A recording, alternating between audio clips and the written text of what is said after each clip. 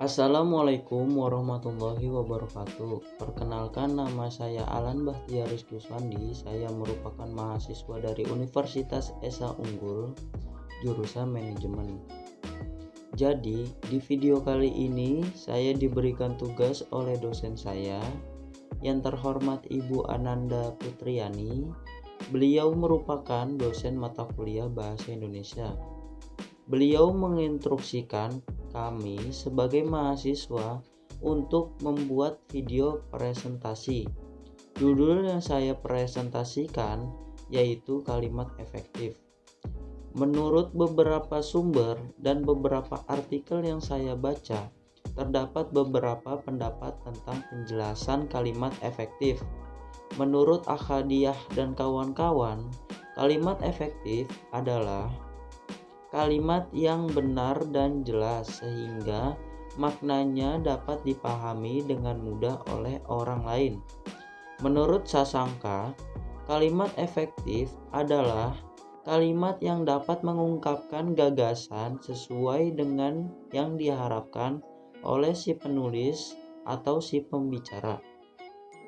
Menurut Utorodewo dan kawan-kawan, kalimat efektif adalah kalimat yang secara jitu atau tepat mewakili gagasan atau perasaan penulis. Berdasarkan pendapat-pendapat tersebut, dapat disimpulkan bahwa kalimat efektif adalah kalimat yang secara tepat dapat mewakili gagasan atau perasaan pembicara atau penulis. Dengan kata lain, kalimat efektif mampu menciptakan kesepahaman dan mampu mewakili ide yang ada dalam benak penulis atau pembicara dan pendengar atau pembaca. Ciri-ciri kalimat efektif adalah 1. Memuat unsur kalimat dengan lengkap dan tepat. Unsur tersebut antara lain ada subjek, predikat, objek, dan keterangan. Ciri-ciri yang kedua yaitu menaati ejaan dan kaidah kebahasaan yang baku. Yang ketiga, memilih diksi secara tepat. Yang keempat, ide pokoknya tersampaikan dengan jelas. Yang kelima, menggunakan kata dengan tepat dan tidak bertele-tele. Yang keenam, memanfaatkan variasi struktur kalimat. Adapun syarat kalimat efektif, terdapat 2 dalam menyusun kalimat efektif. Yang pertama, ada kebenaran kalimat efektif harus disasarkan kepada penulisan yang baik dan benar, sesuai dengan ejaan yang dianjurkan. Kaidah kebahasaannya ketat, mengikuti tata bahasa baku. Yang kedua, kepaduan kalimat efektif berkaitan dengan logika kalimat. Pilihan kata dalam menyusun kalimat harus padu, sehingga membuat kalimat menjadi utuh dan tidak sumbang. Selanjutnya ada struktur kalimat dalam bahasa Indonesia. Struktur kalimat dalam bahasa Indonesia terdiri atas subjek, predikat, objek, keterangan, dan pelengkap. Untuk membentuk sebuah kalimat, struktur minimalnya terdiri atas subjek dan predikat.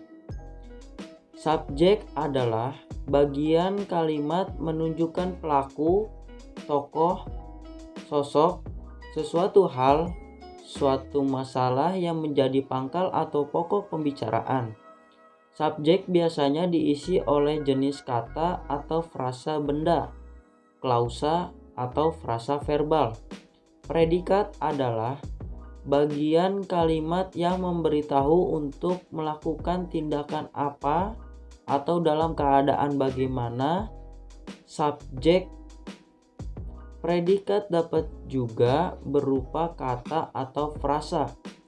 Sebagian besar berkelas verba atau adjektiva, tetapi dapat juga numeralia, nomina, atau frasa nominal. Yang ketiga ada objek. Objek adalah bagian kalimat yang melengkapi predikat. Objek pada umumnya diisi oleh nomina, frasa nomina, atau klausa. Letak objek selalu di belakang predikat. Yang keempat ada pelengkap. Pelengkap atau komplement adalah bagian kalimat yang melengkapi predikat. Letak pelengkap pada umumnya di belakang predikat yang berupa verba. Yang kelima ada keterangan. Keterangan adalah bagian kalimat yang menerangkan berbagai kalimat mengenai bagian kalimat yang lainnya. Unsur keterangan dapat berfungsi menerangkan subjek, predikat, objek, dan pelengkap. Posisinya bersifat bebas, dapat di awal, dapat di tengah, atau dapat di akhir kalimat. Terima kasih kepada teman-teman yang sudah menonton atau menyaksikan video ini. Semoga video ini bermanfaat bagi kita semua. Kurang lebihnya mohon maaf. Wassalamualaikum warahmatullahi wabarakatuh.